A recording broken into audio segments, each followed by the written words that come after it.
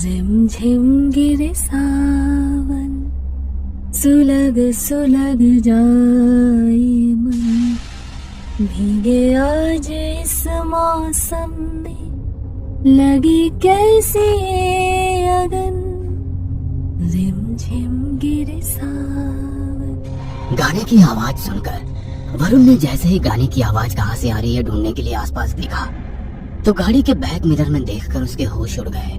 गाड़ी की पिछली सीट पर एक महिला बैठी थी। वन पीस पहने बहुत ही खूबसूरत महिला बैठी थी, जिसके बाल बिखर कर उसके चेहरे पर आ रहे थे, जो उसकी खूबसूरती को बढ़ा रहे थे। वरुण सोचने लगा, चलती कार में ये महिला कैसे अंदर आ गई। ऑफिस से निकलते वक्त वरुण ने अपनी गाड़ी को देखा तो रात के 10 बज रहे थे। शिट यार, आज भी लेट हो गया। बॉस को भी हमेशा लास्ट मोमेंट पर ही अर्जेंट मीटिंग करनी होती है। खुद का परिवार तो विदेश में बसा हुआ है, दूसरों के परिवार के बारे में तो सोचे।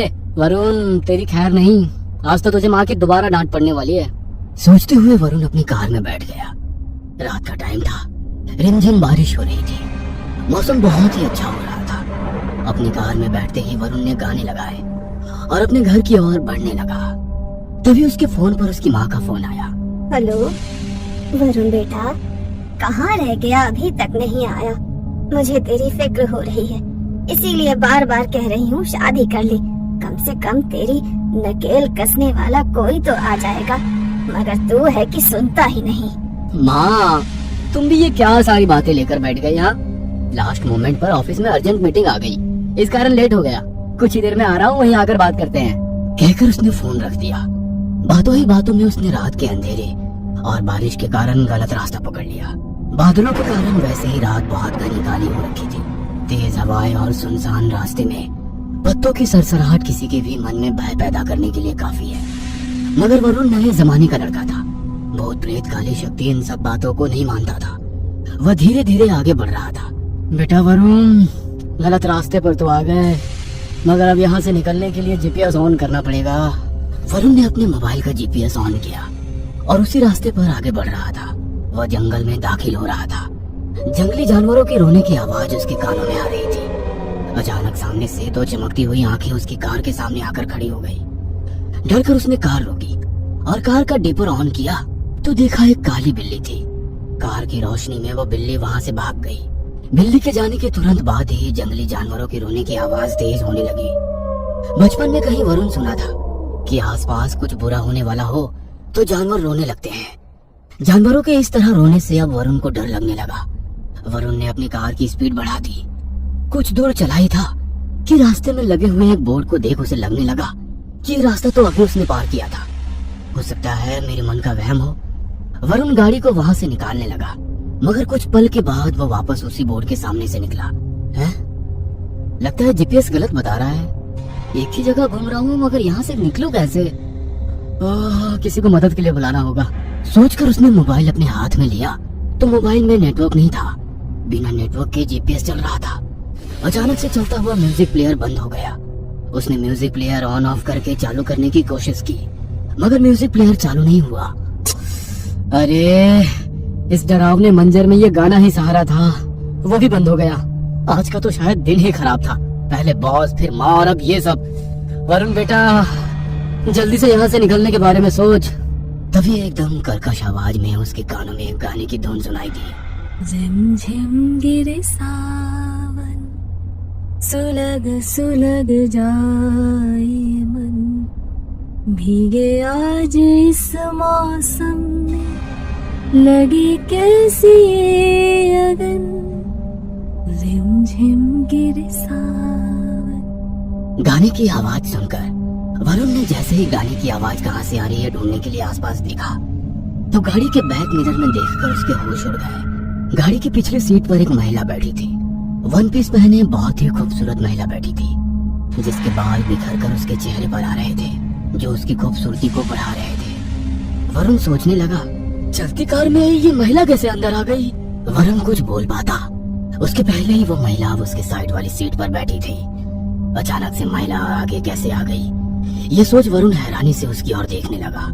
उसे इस तरह देखते देख महिला मुस्कुराकर बोली, अभी तो तुम गाना सुनने के लिए अपना टेप रिकॉर्डर चेक कर रहे थे, मगर मेरा गाना सुनकर हैरानी से मुझे देख रहे हो। क्यों? तुम्हें मेरा गाना पसंद नहीं आया? वह महिला दिखने में जितनी खूबसूरत थी, उसकी आवाज उतनी ही कर्कश और डरावनी थी। वरुण की तरफ दोस्ती का हाथ बढ़ाकर उसने कहा, मैं राजबाला, और तुम? इस बार उसकी आवाज बहुत ही सामान्य थी। वरुण को कुछ समझ नहीं आ रहा था कि उसकी बातों का क्या जवाब दे, क्योंकि वो उस महिला की हरकतों से हैरान था। वरुण खामोश था कि अचानक वो महिला कर्कश आवाज में बोली, तुमने मेरी बात का कोई जवाब नहीं दिया। कहकर वो वरुण को घूरने लगी। वरुण की आवाज में घबराहट थी। वरुण सक्सेना। अभी कुछ देर पहले तुम अपनी माँ से शादी के बारे में बात कर रहे थे। शादी के बारे में क्या ख्याल है? कैसी लगी मैं तुम्हें? मुझसे शादी करोगे? वरुण वैसे ही बहुत घबरा चुका था। अब अचानक से शादी का सवाल सुनकर उसके चेहरे पर पसीना आ गया। अपने रुमाल से पसीना पोंछकर वो उसकी ओर देखकर पूछने लगा, तुम अचानक से मेरी कार में कैसे आ गई? महिला मुस्कुराकर उसकी ओर देखने लगी। अचानक कैसे? मैं तो तुम्हारा ही रास्ता देख रही थी। बोलो, शादी करोगे मुझसे? वरुण कुछ भी नहीं बोला तो लड़की गुस्से में उसकी ओर देखने लगी। क्यों? क्या हुआ? कोई जवाब नहीं है? क्या मैं तुम्हें पसंद नहीं? पसंद शादी? What nonsense! मैं तुम्हें जानता भी नहीं हूँ और तुम शादी की बातें कर रही हो। वरुण का जवाब सुनकर वो लड़की जोरों से हंसने लगी। अब उसकी आवाज एकदम कर्कश हो गई थी। वह धीरे धीरे रास्ते की ओर देखकर बोलने लगी, तुम लड़कों को तो हमेशा ही शादी करने की जल्दी रहती है। एक तुम हो जो कह रहे हो एक दूसरे को जानते ही कितना है। तुम सारे लड़के एक जैसे होते हो। पहले मीठी मीठी बातों में लड़कियों को फंसाते हो और फिर उनका फायदा उठाते हो। शादी की बात आई नहीं कि पीछे हट जाते हो। देखो, मैं तो पूरी तरह से मॉडर्न हूँ, कहीं से भी गंवार नजर आती हूँ। बोलते बोलते उसकी आवाज अब बहुत ज्यादा भयानक हो गई थी। वरुण ने घबराकर उसकी ओर देखा तो उसकी आवाज के साथ साथ उसका चेहरा भी बहुत भयानक था, एकदम एक सड़ी गली लाश की तरह बहुत खतरनाक। उसकी आंखों से खून टपक रहा था। चेहरा, हाथ पैर इतने सफेद मानो उसमें खून की एक बूंद भी ना हो। घबराकर वरुण ने गाड़ी रोक दी और कार खोलकर बाहर निकलने की कोशिश करने लगा, मगर कार का दरवाजा खुल ही नहीं रहा था। वह लड़की धीरे धीरे वरुण की ओर बढ़ने लगी। वरुण घबराकर बोला, मैंने तुम्हारा कुछ भी नहीं किया, मुझे जाने दो, मुझे मत मारो। लड़की जोरों से हंसते हुए बोली, तुम्हें कौन मार रहा है? तुम्हें तो अपने करीब ला रही हूँ। कहते हुए उसने अपने दोनों दांत वरुण की गर्दन पर लगा दिए। एक चीख और सब कुछ खामोश हो गया। अगली सुबह वरुण की कार के आसपास भीड़ जमा थी। वरुण का शरीर एकदम सफेद था, मानो उसके शरीर से किसी ने पूरा खून चूस लिया हो।